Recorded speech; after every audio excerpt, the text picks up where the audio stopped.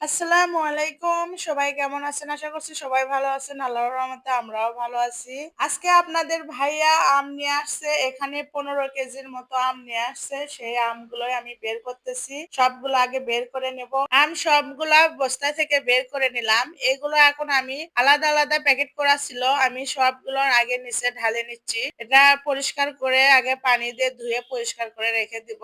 আর আগে আমি একটা কেটে খেয়ে দেখলাম যে কিরকম আসলে অনেক মিষ্টি। তারপরেও আমি এতগুলো আম তো খেতে পারবো না। তাই আমরা আবার এই আমগুলা আমার ননদের জন্য আর আমার শ্বশুর বাড়ির জন্য ২টা প্যাকেট করলাম। ২ প্যাকেট আমি ২ জায়গায় নিয়ে যাব। তারপরে আমি রান্না বান্না সব কাজ করে খাওয়া দাওয়া শেষ করে আমি রেডি হয়েছি। স্বামীর বাবা গাড়ি নিয়ে আসতে গেছে। আর আজকে স্বামী বাবুর ঘুম ভাঙতেছে না। ও উঠে অনেক বিরক্ত করতেছে, কান্না করতেছে, জেদ করতেছে। ও যে কাপড় পরবে সেভাবে নিয়ে যাওয়া লাগবে এরকম। স্বামী বাবু কোথাও যাওয়ার সময় জেদ করবে এইরকম।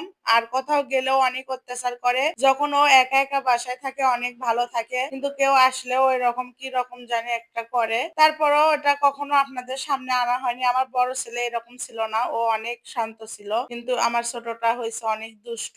এই তো আমরা এখন বেরিয়ে যাব। স্বামীর বাবা নিচে চলে আসছে। আমি স্বামীর বাবাকে বলছিলাম যে তোমার বোনের বাসায় শুধু আম নিয়ে কেমন করে যাবা? তো স্বামীর বাবা আবার বললো তাহলে আমি দই নিয়ে আসি, তোমরা রেডি হও। পরে আমরা রেডি হয়ে বসেছিলাম। স্বামীর বাবা দই নিয়ে আসছে একবারে। আমরা এখন গাড়িতে উঠে যাব।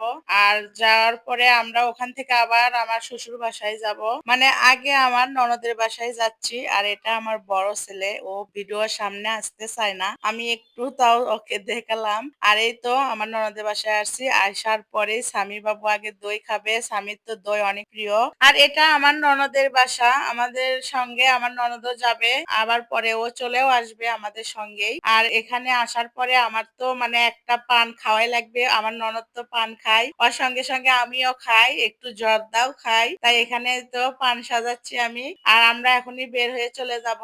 এই তো স্বামী বাবু আর ফুপুর বাসায় এসে জুতো খুলতেছে না, এরকমই করে ও সব সময়। আর আমার শ্বশুর বাসায় চলে আসছি। কিন্তু আসার পরে এখানে কারেন্ট নাই। তাই আমরা বাইরে সবাই, অনেক গরম, সেই গরমে আমরা বসেছিলাম বাইরে। আর এই ভিডিওটা ছিল কিছুদিন আগে। ভিডিওটা দিতে একটু দেরি হয়ে গেল।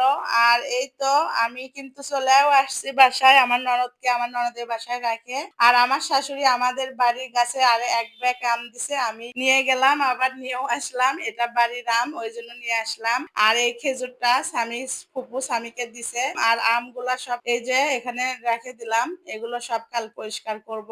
আর আজকে এই পর্যন্তই। সবাই ভালো থাকবেন, সুস্থ থাকবেন, আমাদের জন্য দোয়া করবেন। আর আমার ভিডিওটা যদি আপনাদেরকে ভালো লাগে অবশ্যই লাইক কমেন্ট শেয়ার করতে ভুলবেন না। আর আপনারা সব সময় আমার পাশে থাকবেন, এইভাবে সাপোর্ট করে যাবেন। আমার এই ভিডিওটা এখন পর্যন্ত যে আমার সঙ্গে আছেন তাদেরকে অসংখ্য অসংখ্য ধন্যবাদ। আর আমার ভিডিওটা যদি আপনাদেরকে ভালো লাগে অবশ্যই কমেন্টে কিন্তু জানিয়ে যাবেন। আর আজকে এই পর্যন্তই। সবার থেকে বিদায় নিয়ে নিলাম। আল্লাহ হাফেজ।